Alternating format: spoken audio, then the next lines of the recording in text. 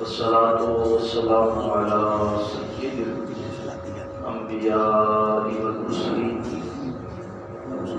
أما بعد فأعوذ بالله من الشيطان الرجيم بسم الله الرحمن الرحيم إن الله وملائكته يصلون على النبي يا أيها الذين آمنوا صلوا عليه وسلموا تسليما الصلاة والسلام عليك يا سيدي يا رسول الله وعلى آلك وأصحابك يا سيدي يا حبيب الله الصلاة والسلام عليك يا سيدي يا نبي الله وعلى آلك وأصحابك يا خاتم النبيين مولاي صل وسلم دائما أبدا على حبيبك خير الخلق كلهم محمد سيد الكونين والثقلين والفريقين من عرب ومن عجم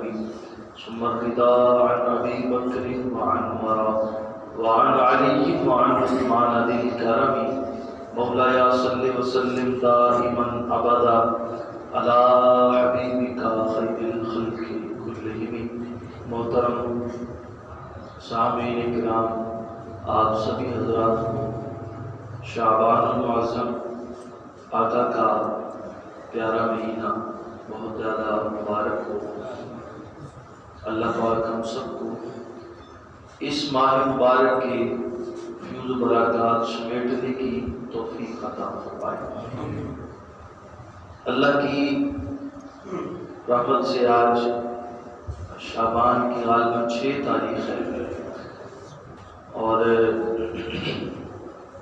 ہر مہینہ، ہر دن، ہر رنگ اللہ کا بنایا ہوا ہے اور ہر مہینہ برکتوں والا ہے، رحمتوں والا ہے.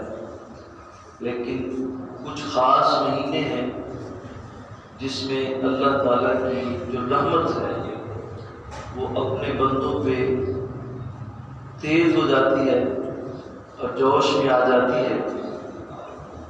ان مبارک مہینوں میں سے ایک مہینہ شعبان کا بھی ہے اور آقا کریم جان عالم صلی اللہ تعالیٰ علیہ وآلہ وسلم کا اس ماہ مبارک کے حوالے سے ایک معمول تھا کہ نبی پاک صلی اللہ تعالیٰ علیہ وآلہ وسلم اس ماہ میں کثرت سے روزے رکھتے تھے اور اعمال صالحہ بجا لاتے. حضور صلی اللہ علیہ وسلم نے فرمایا شعبان شہری و رمضان شہر اللہ، کہ شعبان میرا مہینہ ہے اور رمضان اللہ کا مہینہ ہے. وشعبان مطہر و رمضان مکفر، جو شعبان ہے وہ پاک کرنے والا ہے اور جو رمضان ہے وہ گناہوں کو ختم کرنے والا ہے. اور حضور صلی اللہ تعالیٰ علیہ وسلم کا اس ماہ کو اپنا مہینہ قرار دے گا، اس کے اندر بھی بڑی حکمت ہے. حضور صلی اللہ تعالیٰ علیہ وسلم کا یہ معمول شریف تھا. حضرت انس بن مالک کہتے ہیں کہ ماہ رجب جب بھی آتا تو حضور یہ دعا کرتے اللہم بارک لنا فی رجب و شعبان وبلغنا رمضان. اے اللہ رجب کے اندر اور شعبان کے اندر برکت عطا فرما اور ہمیں رمضان کے ساتھ ملا دے. یہ حضور صلی اللہ علیہ وسلم دعا کرتے ہیں. اور اما عائشہ صدیقہ رضی اللہ تعالی عنہ، ہماری اماں جان، آپ فرماتی ہیں کان احب شہوری الی رسول اللہ صلی اللہ علیہ وسلم ان یصومہ شعبان ثم یصلہ برمضان، کہ آقا کریم جان عالم صلی اللہ تعالی علیہ وسلم شعبان میں کثرت سے روزے رکھتے اور پھر اس کو رمضان کے ساتھ ملا دیتے، یعنی کہ پورا مہینے ہی سرکار روزے رکھا کرتے. اور جیسے ہی رمضان چڑھتا تب بھی حضور نے روزہ رکھا ہوتا تھا. یعنی یاسلہ بھی رمضان، کہ یہ جو روزوں کا تسلسل ہے یہ ٹوٹتا نہیں تھا، بلکہ یہی رمضان کے ساتھ مل جایا کرتا تھا. اور جن لوگوں کو دقت ہوتی ہے رمضان کے روزے رکھنے میں تو وہ رمضان سے پہلے ہی شروع کر دیں تاکہ وہ روٹین بن جائے اور پھر پرابلم نہیں ہوتی ہے. اللہ تعالیٰ ہمیں بھی یہ توفیق عطا فرمائے. اگر اللہ نے صحت دی ہو، کوئی مسئلہ نہ ہو، تو پھر روزہ جو ہے وہ رکھنا چاہیے. شعبان کی بے حد فضیلت ہے.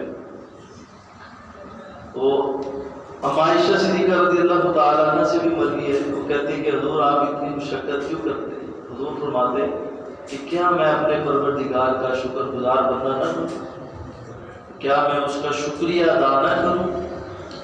اور حضرت انس، حضرت اسامہ بن زید رضی اللہ تعالیٰ عنہ نے فرمایا کہ میں نے حضور صلی اللہ تعالیٰ علیہ وسلم سے عرض کی کہ حضور کیا وجہ ہے کہ میں آپ کو سب مہینوں سے زیادہ شعبان میں روزے رکھتا دیکھتا ہوں؟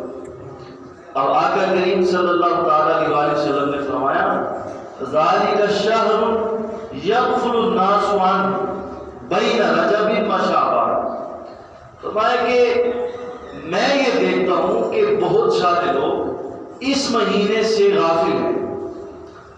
غافل کیوں ہے؟ کہ یہ وہ مہینہ ہے جو رمضان اور رجب کے درمیان ہے.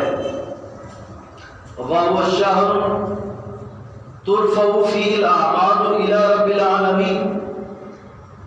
یہ وہ مہینہ ہے کہ جس میں اعمال اللہ تعالیٰ کے حضور پیش کیے جاتے ہیں.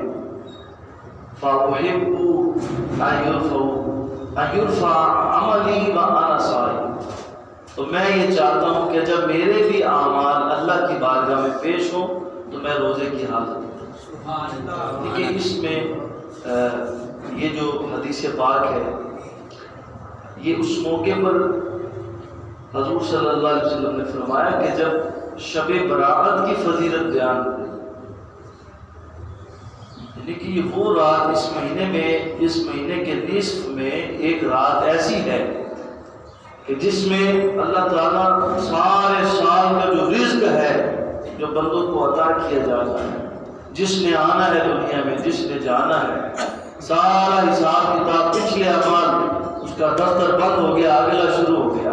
حضور فرماتے ہیں فَأُحِبُّ أَن يُرْفَعَ عَمَلِي وَأَنَا صَائِمٌ. تو وہ وقت جب پچھلے سال کے اعمال کا دفتر بند ہوتا ہے، حضور نے فرمایا جب وہ بند ہو اور رب کے حضور پیش ہو، میں چاہتا ہوں کہ اس کا آغاز بھی روزے کی حالت میں ہو، اس کا اختتام بھی روزے کی حالت میں. تو یہ جو عمل کی طرف حضور صلی اللہ تعالیٰ علیہ وسلم اپنے غلاموں کو رغبت دلا رہے ہیں، تو اس سے پتہ چلتا ہے یہ عام مہینہ نہیں ہے. اس کے اندر ثواب بھی بہت زیادہ ہے، اس کے اندر اجر بھی بہت زیادہ ہے. اور سب سے بڑھ کر آپ کو میں امام عشق و محبت امام قسطلانی کی ایک بات بتانا چاہتا ہوں کہ یہ مہینہ حضور کے عاشقوں کے لیے، حضور کے غلاموں کے لیے اس جہت سے بھی بڑی اہمیت کا حامل ہے کہ آپ فرماتے ہیں ان شہر شعبان شہر الصلاۃ علی رسول اللہ صلی اللہ علیہ وسلم، کہ یہ جو مہینہ ہے شعبان کا، یہ رسول اللہ صلی اللہ علیہ وسلم پہ درود و سلام پڑھنے کا مہینہ ہے. آگے وجہ فرماتے کیا وجہ ہے؟ فرمایا لِأَنَّ آیَةَ الصَّلَاةِ یعنی ان اللہ وملائکتہ یصلون علی النبی.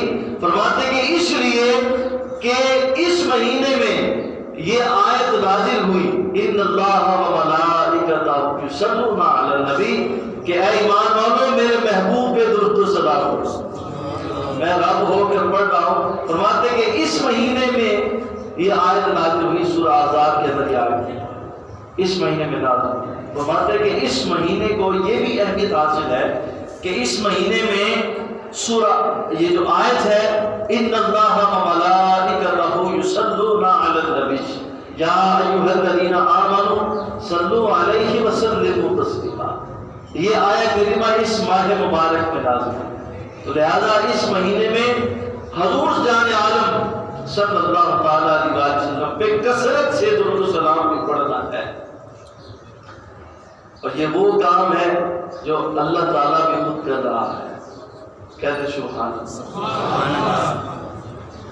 یہ وہ کام ہے جو اللہ تعالیٰ کر رہا ہے، اور کہہ رہا ہے کہ بندوں مجھے اتنا پسند ہے، میں رب ہو کر کر رہا ہوں، تم بندے ہو کر کر رہا ہوں، میں خالق و مالک ہو کر اپنے محبوب پہ پڑھ رہا ہوں درود و سلام، تو تم تو میرے محبوب کے غلام ہو، تم زیادہ سے زیادہ پڑھو درود و سلام۔ تو یہ ماہ مبارک، اس کو غفلت میں نہیں گنوانا، بلکہ کوشش کر لیں۔ اب تو تسبیح جو ہے یہ آپ کو پتہ ہے سستی ہو گئی ہے، چھوٹی چھوٹی، وہ آپ کو آپ کی انگلیوں میں بھی آ جاتی ہے۔ اس کا فائدہ یہ ہے کہ آپ کے ہاتھ میں ہوگی نا تو آپ پڑھتے رہیں، ایک عادت بن جاتی ہے، دکھانے کے لیے نہیں ہے۔ اللہ تعالیٰ ہمیں ریاکاری سے محفوظ فرمائے۔ لیکن بڑی لطیف بات بتاؤں گی خان صاحب، قبلہ، جتنے بھی حضرات بیٹھے ہیں محترم، کہ جب کسی کام میں ریاکاری آ جائے نا تو وہ قبول نہیں ہوتا، اور اللہ قیامت والے دن فرمائے گا کہ وہ کام جو تم نے لوگوں کے لیے کیا ہے اس کا اجر بھی لوگوں سے لے جائے گا۔ یہ اللہ کا قانون ہے، یہ ضابطہ ہے کہ جب بندوں کو دکھانے کے لیے کوئی کام نہیں کیا جاتا ہے، ریاکاری کے دائرے میں آ جاتا ہے، زمرے میں آ جاتا ہے، تو قیامت والے دن اللہ تعالیٰ فرمائے گا بتا تو نے کیا کیا؟ بندہ کہے گا یا اللہ میں نے تو فلاں غریب کی بھی مدد کی ہے، میں نے فلاں یتیم کے سر کے اوپر ہاتھ بھی رکھا ہے، میں نے اس کی جیب بھی گرم کیا، اس کے گھر میں آٹا بھی پہنچاتا رہا ہوں، لوگوں کو دکھا کر۔ اللہ فرمائے گا یہ تو تم نے لوگوں کو دکھانے کے لیے کیا تھا۔ اللہ فرمائے گا جاؤ پھر اجر بھی اپنے ہمسائے سے لے کر آؤ، جاؤ اس کا اجر جو ہے یہ اپنے دوست سے لے کر آؤ، لیکن قربان جاؤ اگر درود و سلام جان عالم صلی اللہ تعالیٰ علیہ وسلم پر لوگوں کو دکھانے کے لیے بھی پڑھا جائے، اللہ کہتا ہے بھلے ہی تم نے لوگوں کو دکھانے کے لیے میرے محبوب پہ درود پڑھا ہے، لیکن بڑا تو میرے محبوب پہ ہے۔ واہ واہ، عجیب کیف ہے آقا تیری محبت کا، درود تجھ پہ پڑھوں اور خود سبر جاؤں۔ اللہ فرماتا ہے بھلے تمہیں دکھانے کے لیے پڑھا ہے، لیکن بڑا تو میرے محبوب پہ ہی ہے نا۔ موسیٰ علیہ السلام کا ایک امتی تھا، وہ کیا کرتا تھا، یہ بڑی لطیف بات ہے۔ موسیٰ علیہ السلام جس طرح کپڑے پہنا کرتے تھے وہ بھی ویسے ہی پہنا کرتا تھا، جس طرح آساب پکڑتے ویسے ہی وہ پکڑا کرتا تھا، جس طرح آ کے مجلس میں بیٹھا کرتے تھے ویسے ہی وہ بالکل نقلیں اتارتا تھا، اور اپنی قوم میں جا کر لوگوں کو موسیٰ علیہ السلام کا اٹھنا بیٹھنا چلنا پھرنا بات کا انداز سارا طریقہ بتایا کرتا تھا۔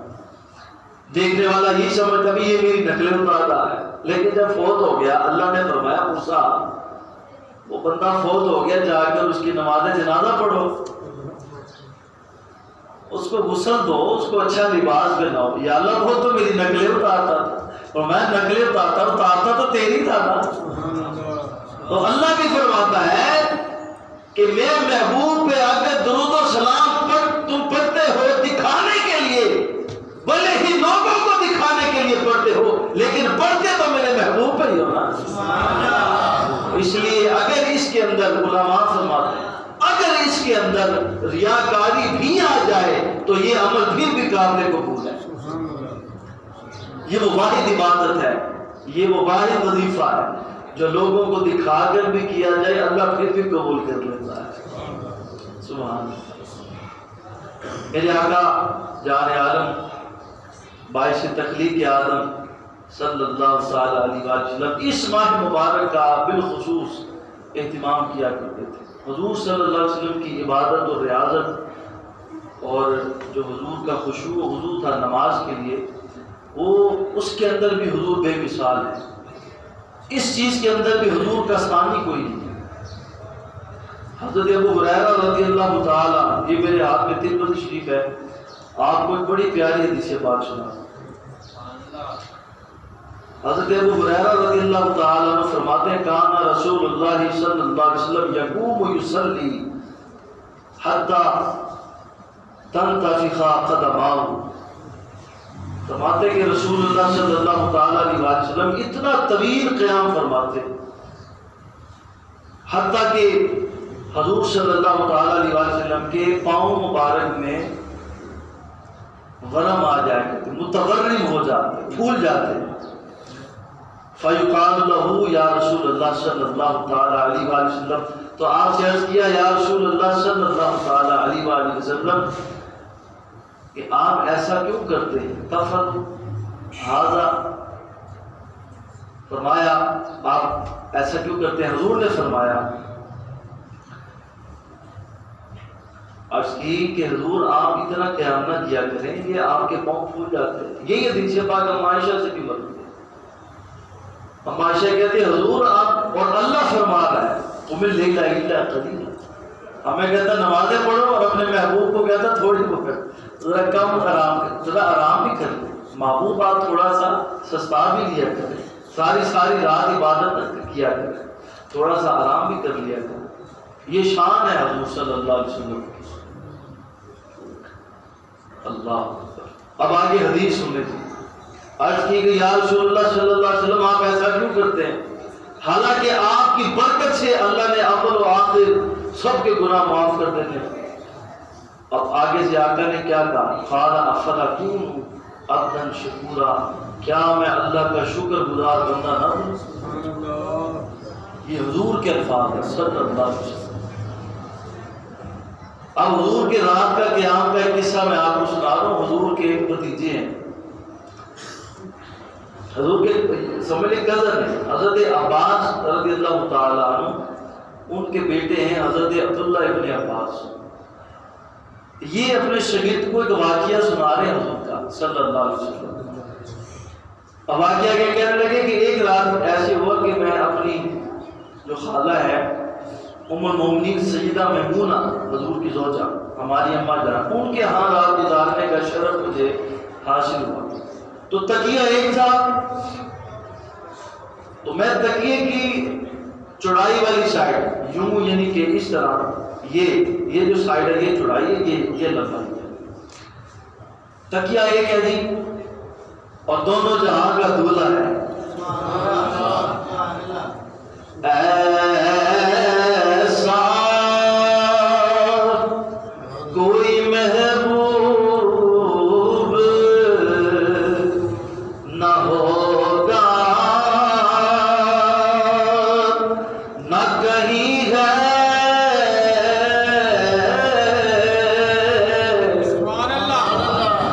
ایسا کوئی محبوب نہ ہوگا، نہ کہیں ہے کہ بیٹھا ہے چٹائی پہ مگر عرش نشیں ہے. اور تو چاہے تو ہر شب ہو مثال شب اسرا.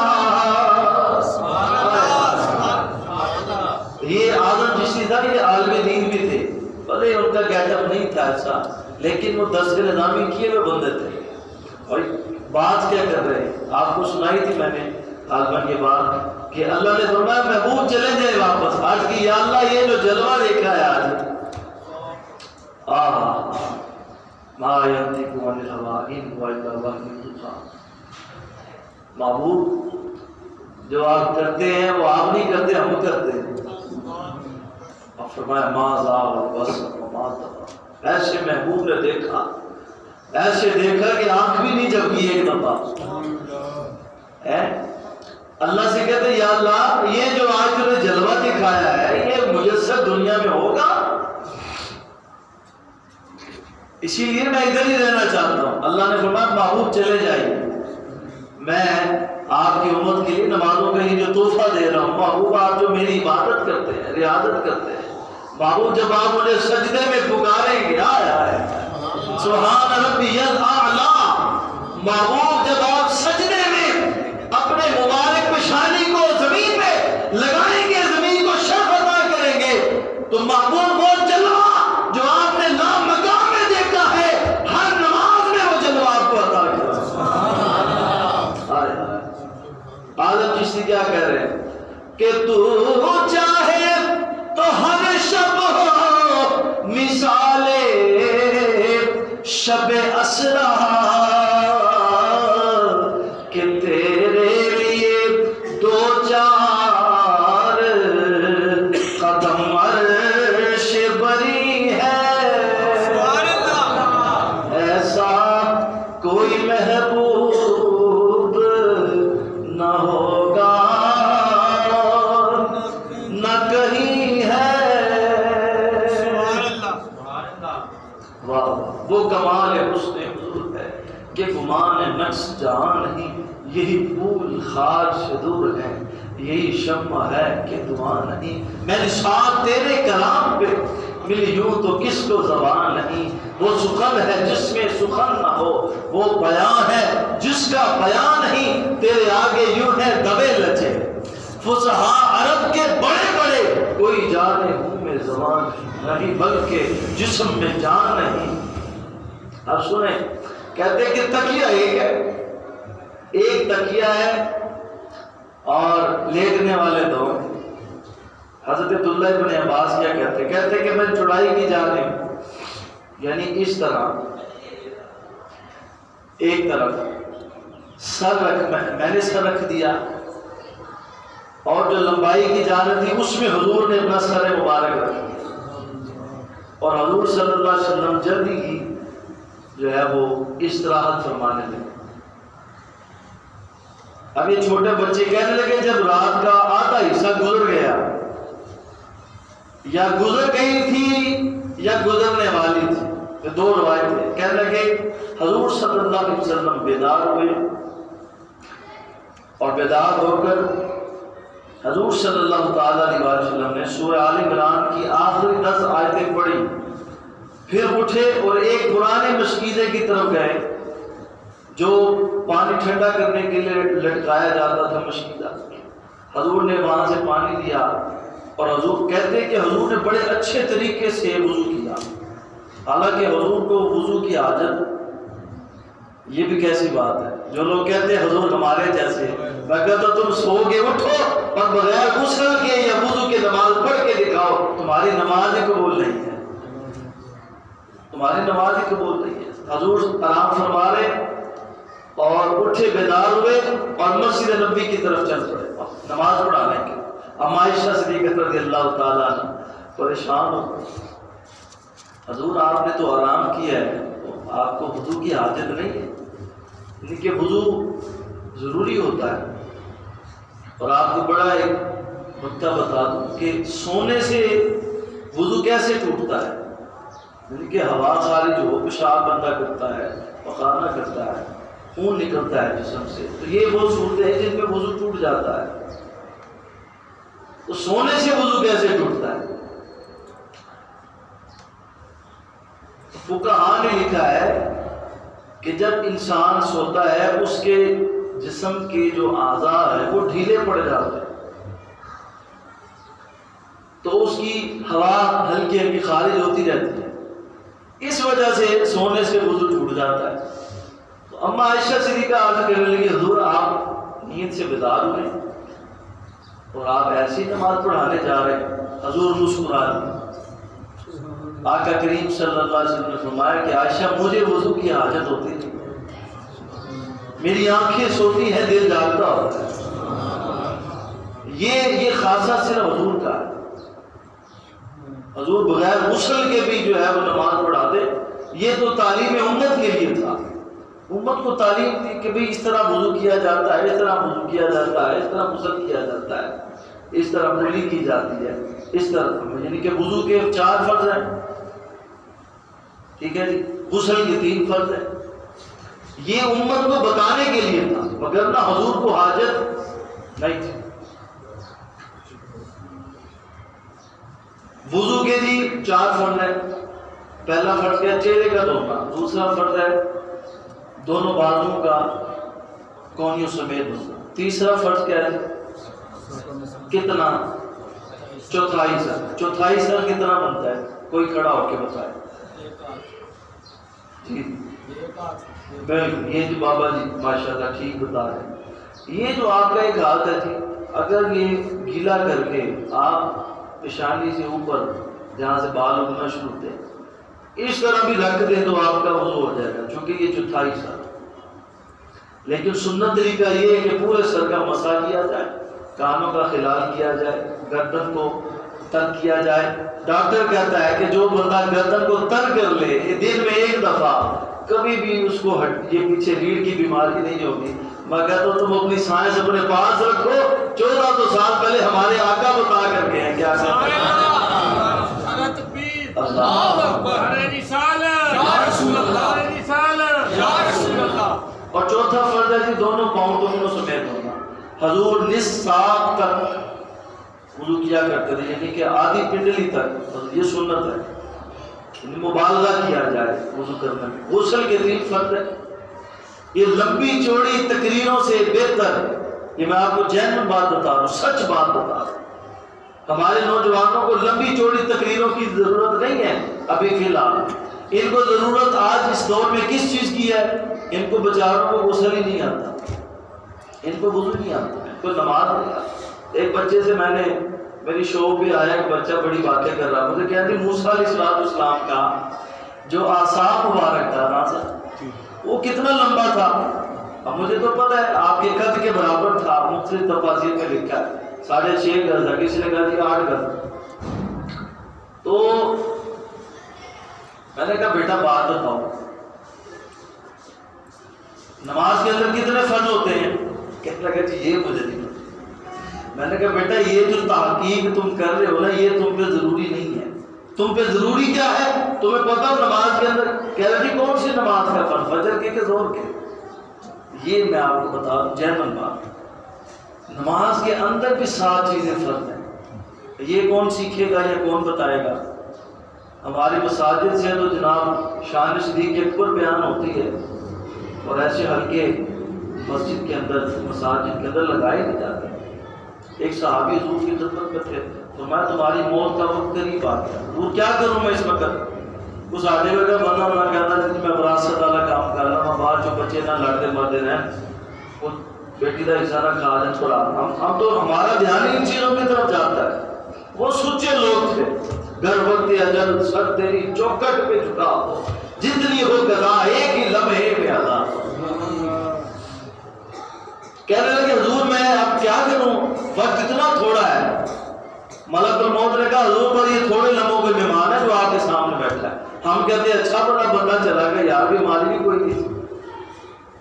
اب اس صحابی نے نہیں کہا یا رسول اللہ مجھے تو بیماری بھی کوئی نہیں ہے، میں کیوں چلا جاؤں گا.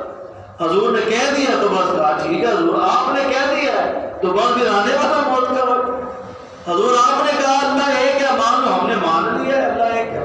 حضور نے فرمایا مرنے والے ہو، کہنے لگا حضور مان لیا مرنے والے. اب اگلا جو سوال ہے وہ بڑا ہے. عرض کرنے لگے حضور پھر میں کروں کیا اس وقت؟ سب سے امپورٹنٹ چیز جو حضور کے نزدیک تھی اس وقت وہ سنے. حضور نے فرمایا علم دین سیکھنے میں مشغول ہوتا. کیا تھی کرو؟ یہ نہیں کہا پتنگا اڑا کو یا سگریٹ پی لا کو آخری. فرمایا علم دین سیکھو. ہم لوگ اس چیز سے بہت دور ہیں، بہت دور نکل آئے. نماز کے اندر 7 چیزیں فرض ہیں، یہ ہمیں آنی چاہیے. ہماری داڑھی سفید ہو گئی ہے، کچھ لوگوں کی ہونے والی ہے، لیکن ہمیں نماز کا پتہ ہی نہیں. وہ نماز جو اللہ نے ہمیں حضور کی امت کو تحفے میں دی، ہمیں قدر ہی نہیں ہے اس تحفے میں. سب سے پہلا فرض ہے تکبیر تحریمہ. بندہ کہتا ہے اللہ اکبر، ساری دنیاوی چیزیں حرام ہو، اللہ اکبر. اس اللہ اکبر کہنے سے آپ نماز میں آتے ہیں. پھر قیام فرض ہے، قراءت فرض ہے، رکوع فرض ہے، سجود فرض ہے. قادہ اخیرہ یعنی کہ اگر 4 رکعت والی نماز ہے اس میں جو چوتھی رکعت ہے اس میں جو تشہد ہے وہ فرض ہے، جو 2 رکعتوں کے بعد بیٹھتے ہیں وہ واجب ہے، اگر رکعتیں ہی 2 ہیں تو پھر جو دوسری رکعت ہے وہ بھی قادہ اخیرہ ہے، اور پھر سلام۔ یہ نماز کے اندر 7 چیزیں فرض ہیں، یہ آپ کو کون بتائیں پاک ہے۔ اب میں آپ کو وہ جو حدیث پاک رہ گئی ہے باقی وہ میں آپ کو سناتا ہوں، اور یہ بڑی پیاری حدیث پاک ہے، ایک دفعہ بندہ پڑھتا دل کرتا پڑھتے ہی جاؤ، آپ سنیں گے آپ بھی کہیں گے یار ایک دفعہ اور سنا دے لاما صاحب۔ حدیث بڑی پیاری، کہنے لگے کہ حضور نے پھر وضو کیا اور وضو بڑا عمدہ کیا، پھر نماز پڑھنا شروع کر دی۔ کہتے کہ حضور نے نماز شروع کر دی، میں جب وضو کو دیکھا تو میرا دل کیا میں بھی پڑھوں، بچے تھے تو میں نے بھی آقا کریم صلی اللہ تعالیٰ علیہ وسلم کی طرح وضو کیا، اور میں حضور صلی اللہ علیہ وسلم کی بائیں جانب کھڑا ہو گیا الٹی طرف۔ 2 بندے بھی جماعت کے ساتھ نماز پڑھ سکتے ہیں نا جی، کہ نہیں پڑھ سکتے؟ پڑھ سکتے، لیکن یہ حضور نے طریقہ بھی بتا دیا کہ اگر 2 بندے پڑھے ہوں تو الٹی طرف نہیں کھڑے ہوں، سیدھی طرف کھڑے ہوں۔ کہہ رہے کہ مجھے یہ طریقہ حضور نے بتایا۔ آدھی شریعت ہماری حضرت عبداللہ بن عباس کی عبداللہ بن مسعود سے مروی ہے، یہ دونوں بابوں کو نکال دے بچتے ہی کچھ نہیں ہمارے پاس۔ عبداللہ بن عمر کو نکال دے آپ کی نماز ہی کمپلیٹ نہیں ہے، عبداللہ بن مسعود کو نکال دے نماز ہی نہیں ملتی آپ کو، جناب انس بن مالک کو نکال دے، ابو ہریرہ کو نکال دے، کچھ نہیں بچتا ہمارے۔ یہ سارے بابے ان کو لاکھوں کروڑوں سلام ہیں جنہوں نے حضور کی ایک ایک ادا کو دیکھا اور منوان ویسے ہی ساری امت کو بتا دیا۔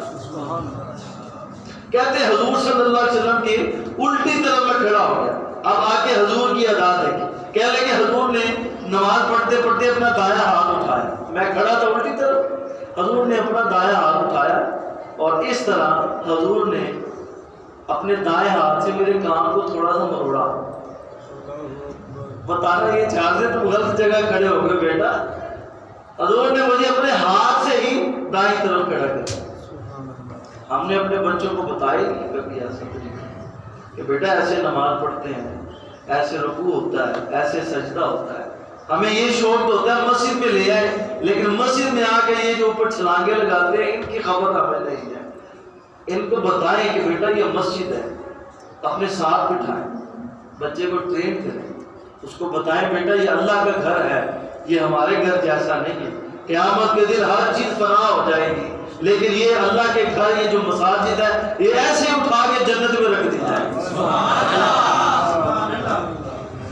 ہر چیز فنا، کل من علیہا فان، تو پیسے وہاں لگانے چاہیے نا جہاں پہ کوئی چیز بچ جائے۔